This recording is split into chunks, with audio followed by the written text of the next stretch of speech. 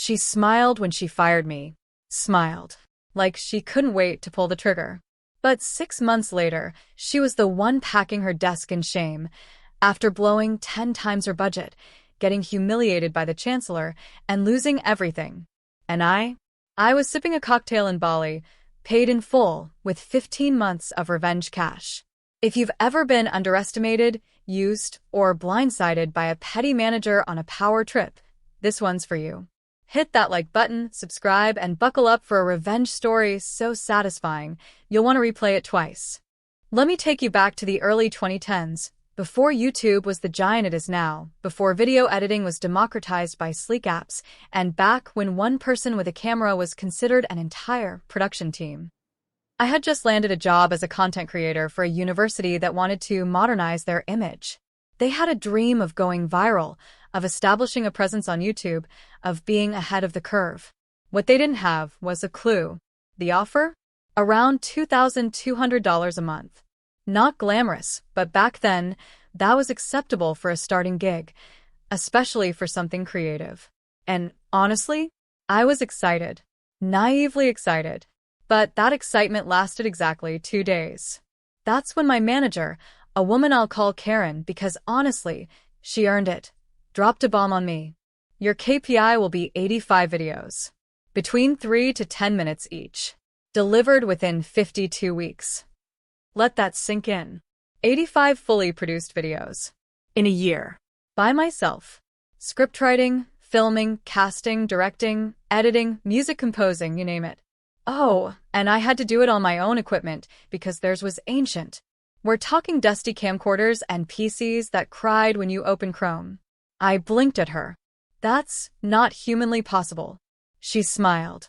Just give it your best. It's about quality over quantity. Lies. I didn't know it yet, but she'd already written my fate. For the first month, things were okay. She treated me decently, almost encouragingly. I thought maybe she believed in me. Maybe I'd found someone who actually respected creative work. But then one afternoon, everything shifted. I had just come back from a 10-minute smoke break when she sniffed the air.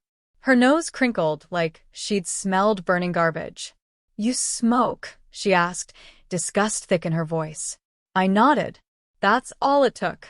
From that moment on, I became a target. She nitpicked every little thing. If I arrived at 9:07 instead of 9 o'clock, even though I was clocking 60-plus hours a week, working weekends, she'd scold me like a truant teenager. She complained that I was unreachable during lunch, that I smelled of cigarettes, that I didn't respond to non-urgent messages within 5 minutes. I tried to stay focused. I loved the work. I poured myself into every video.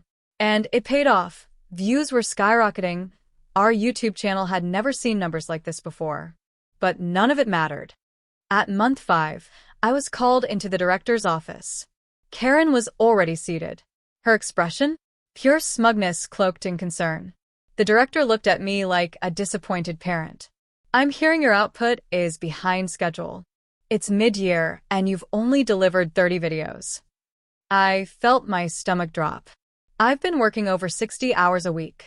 I've done everything myself, and these videos are performing better than anything on our channel. Karen told me quality mattered more than. The director cut me off. The KPI is 85 videos. Period. Karen leaned in, faux concern dripping off her voice. Don't worry. We'll hire a professional production house to complete the work. A smirk tugged at her lips. The director nodded. Manager will handle it. You're dismissed. And just like that, I was fired. No warning. No second chance. Just a door slammed in my face, and the sound of Karen patting herself on the back. Now, here's what Karen didn't know. Part of my job had been maintaining a vetted list of local production houses for those rare shoots where we needed more resources. And I knew she had no production contacts. None. So, I made a decision. I went into the database and scrambled every single contact. Phone numbers, emails, all useless garbage. Except one. One production house, run by a friend of mine. Let's call him Sam. He was a junior director, just starting out. Talented, hungry, overlooked. I gave him a call. Sam, I said. I've got a gift for you. And some sweet revenge for me. We crafted a plan. Sam's production company would, miraculously, be the only one Karen could reach. They'd pitch exactly what I knew the university wanted because I wrote the blueprint. Shot styles. Tone. Themes. Everything. Sam's team rehearsed the pitch like actors prepping for Broadway. I even threw in a step-by-step playbook. How to read Karen. How to appeal to the director.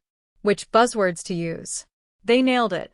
The university, impressed that this company seemed to understand them so well, signed a deal on the spot. And the best part? They were expensive. Like, really expensive. Each video cost more than double my monthly salary because Sam had a full crew. Gaffers, editors, sound engineers, producers. But they were fast. Efficient. They cranked out 50 videos in just 4 months. Meanwhile, I sat back and watched. Sam's company honored our deal. I got a 15% finder's fee on the project.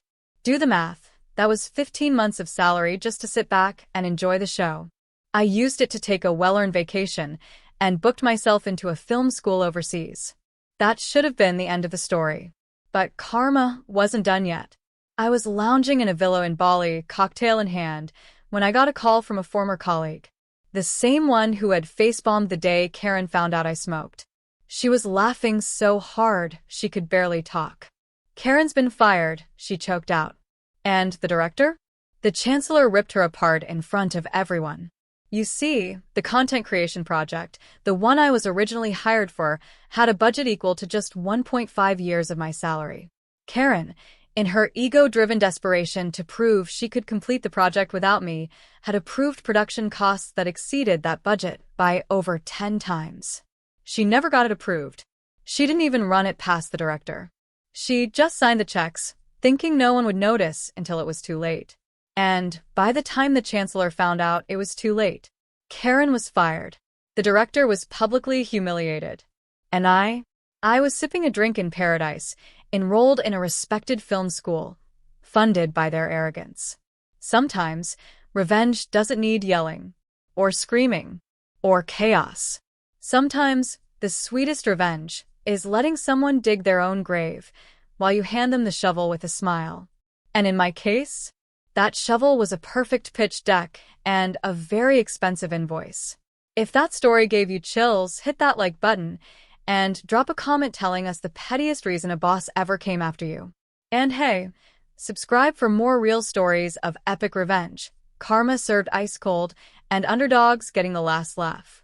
You never know, your story might be next.